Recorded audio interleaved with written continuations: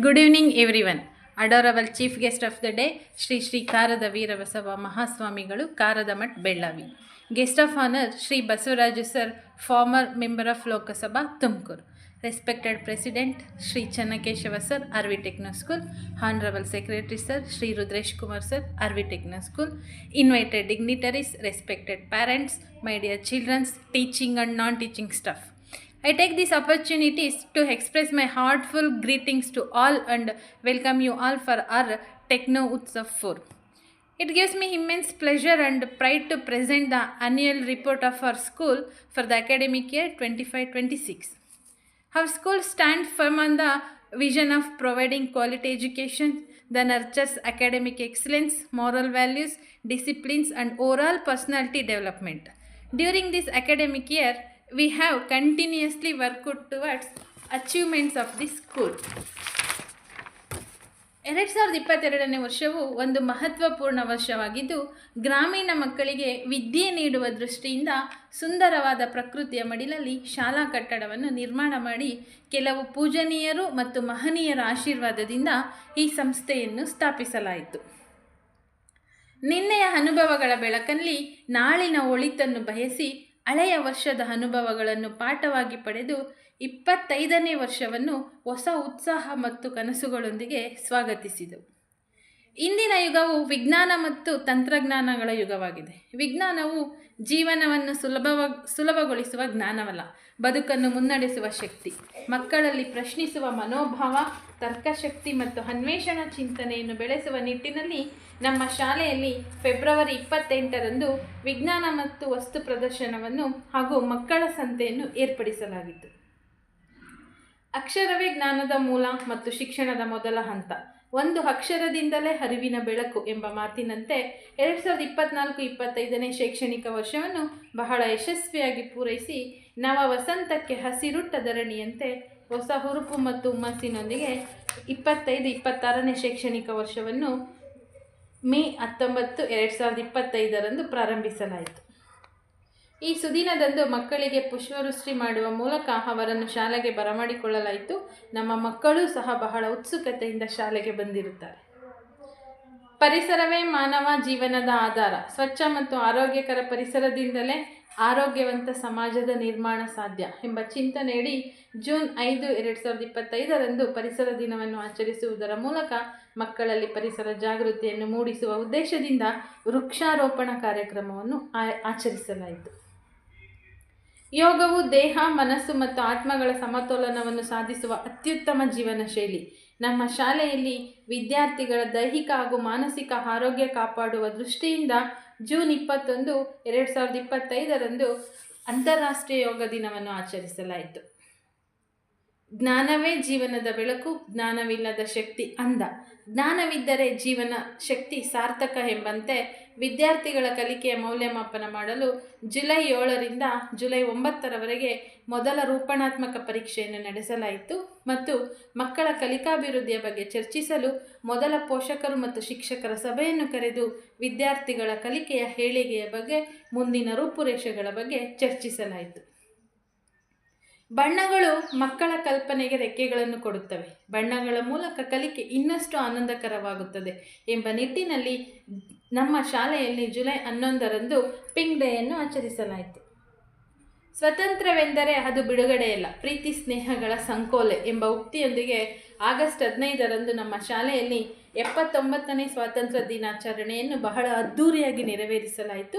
ಅಂದು ನಮ್ಮ ಮುದ್ದಿನ ಮಕ್ಕಳು ಹಲವಾರು ದೇಶಭಕ್ತಿ ಗೀತೆಗಳನ್ನು ಹಾಡಿ, ನೃತ್ಯ ಮಾಡಿ ಹಾಗೂ ಸ್ವತಂತ್ರ ಹೋರಾಟಗಾರರ ವೇಷಭೂಷಣಗಳನ್ನು ಧರಿಸುವುದರ ಮೂಲಕ ದೇಶಭಕ್ತಿಯನ್ನು ಮೆರೆದರು.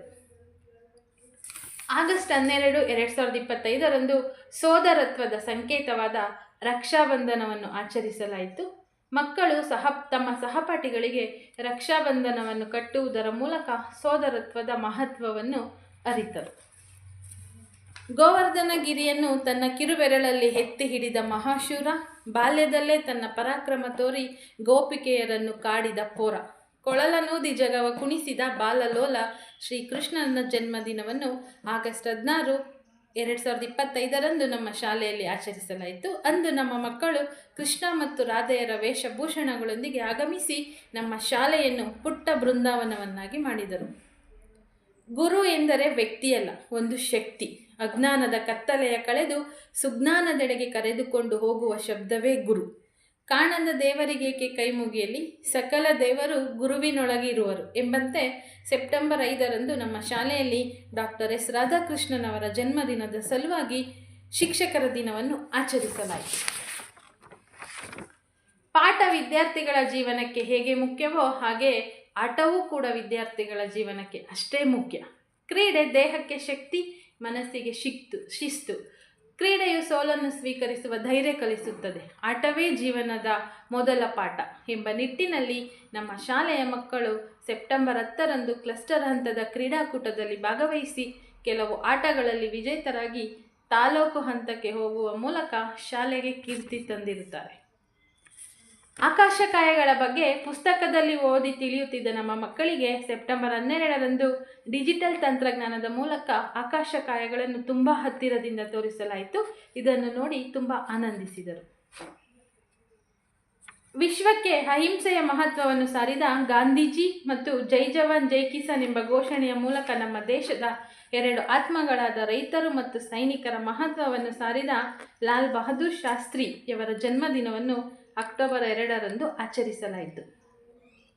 ಶಿಕ್ಷಕರ ಆಯುಧ ಎಂದರೆ piece of chalk and stick. ಹಾಗೆಯೇ ವಾಹನ ಚಾಲಕರ ಆಯುಧ ವಾಹನ.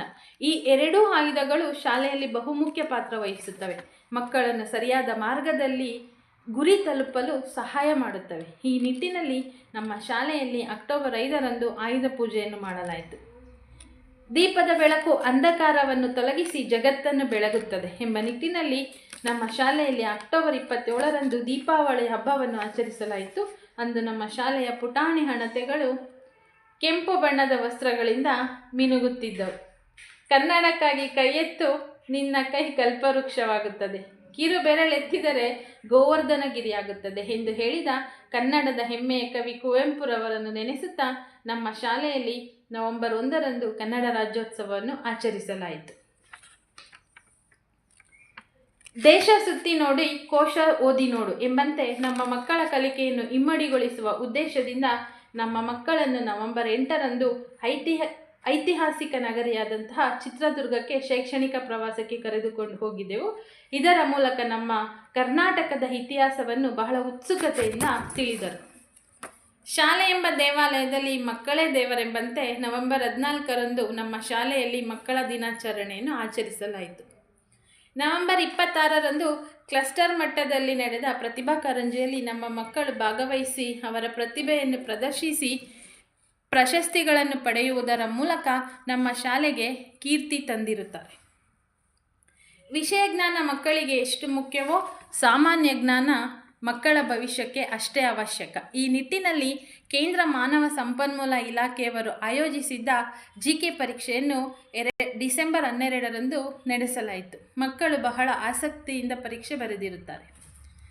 ಸದಾ ತಮ್ಮ ಕೆಲಸಗಳು ಮತ್ತು ಜವಾಬ್ದಾರಿಗಳಲ್ಲಿ ನಿರತರಾಗಿದ್ದ ಪೋಷಕರಿಗೆ ಶಾಲಾ ವಾರ್ಷಿಕೋತ್ಸವದ ಅಂಗವಾಗಿ ಡಿಸೆಂಬರ್ 17ರಂದು ವಿವಿಧ ಕ್ರೀಡಾಕೂಟಗಳನ್ನು ಆಯೋಜಿಸಲಾಗಿದ್ದು ಪೋಷಕರು ಸಹ ಬಹಳ ಉತ್ಸಾಹದಿಂದ ಭಾಗವಹಿಸಿರುತ್ತಾರೆ. ಹಾಗೆಯೇ ಮಕ್ಕಳಿಗೂ ಸಹ ವಿವಿಧ ಕ್ರೀಡಾಕೂಟಗಳನ್ನು ಆಯೋಜಿಸಲಾಗಿದ್ದು ಅವರು ಸಹ ಬಹಳ ಲವಲವಿಕೆಯಿಂದ ಭಾಗವಹಿಸಿರುತ್ತಾರೆ. ಡಿಸೆಂಬರ್ 16ರಂದು ಪೊಲೀಸ್ ಇಲಾಖಾ ವತಿಯಿಂದ ನಮ್ಮ ಮಕ್ಕಳಿಗೆ ಕೆಲವು ಸಾಮಾಜಿಕ ಕಳಕಳಿಯ ಬಗ್ಗೆ ಮತ್ತು ನೈತಿಕ ಶಿಕ್ಷಣದ ಬಗ್ಗೆ ಮುಂಜಾಗ್ರತಾ ಕ್ರಮಗಳನ್ನು ತಿಳಿಸಲಾಯಿತು. ನಿನ್ನೆಯ ಅನುಭವಗಳ ಬೆಳಕಲ್ಲಿ ನಾಳಿನ ಒಳಿತನ್ನು ಬಯಸಿ ಜನವರಿ 1, 2026ರಂದು ನಮ್ಮ ಶಾಲೆಯಲ್ಲಿ ವಿದ್ಯಾರ್ಥಿಗಳ ಜೊತೆ ಹೊಸ ವರ್ಷವನ್ನು ಬರಮಾಡಿಕೊಂಡೆವು. ಇಂತಹ ಆರೋಗ್ಯಕರ ಚಟುವಟಿಕೆಗಳು ಸದಾ ನಿರಂತರವಾಗಿ ಹರಿಯುವ ನೀರಂತೆ ಬೀಸುವ ಗಾಳಿಯಂತೆ ಉಸಿರಾಡಬೇಕಾದರೆ ಶಾಲೆಯ ಶಿಕ್ಷಕ ಮತ್ತು ಶಿಕ್ಷಕೇತರ ಸಿಬ್ಬಂದಿಯ ಶ್ರಮ ಅಪಾರವಾಗಿದೆ. ಶಿಕ್ಷಕರು ವಿವಿಧ ತರಬೇತಿ ಮತ್ತು ಕಾರ್ಯಗಳಲ್ಲಿ ಭಾಗವಹಿಸಿ ತಮ್ಮ ವೃತ್ತಿಪರ ಸಾಮರ್ಥ್ಯವನ್ನು ವೃದ್ಧಿಸಿಕೊಂಡಿದ್ದಾರೆ. ನಮ್ಮ ಶಾಲಾ ಆಡಳಿತ ಮಂಡಳಿಯ ನಿರಂತರ ಮಾರ್ಗದರ್ಶನಕ್ಕೆ ಹೃತ್ಪೂರ್ವಕ ಧನ್ಯವಾದಗಳು. ಪೋಷಕರ ಸಹಕಾರ ಮತ್ತು ವಿಶ್ವಾಸಕ್ಕೆ ನಾನು ಆಭಾರಿ. ಹೀಗೆ ನಮ್ಮ ಸಂಸ್ಥೆಯು ನಿಮ್ಮೆಲ್ಲರ ಹಾರೈಕೆ ಮತ್ತು ಆಶೀರ್ವಾದಗಳೊಂದಿಗೆ 4ನೇ ವರ್ಷದ ಉತ್ಸವವು 40 ವರ್ಷಗಳು ಪೂರೈಸಲಿ ಎಂದು ಹೇಳುತ್ತಾ ಈ ಶೈಕ್ಷಣಿಕ ವರ್ಷದ ವಾರ್ಷಿಕ ವರದಿ ವಾಚಿಸಲು ಅವಕಾಶ ಮಾಡಿಕೊಟ್ಟ ಎಲ್ಲರಿಗೂ ವಂದಿಸುತ್ತಾ ನನ್ನ ಮಾತುಗಳನ್ನು ಮುಗಿಸುತ್ತಿದ್ದೇನೆ. ಜೈ ಹಿಂದ್, ಜೈ ಕರ್ನಾಟಕ.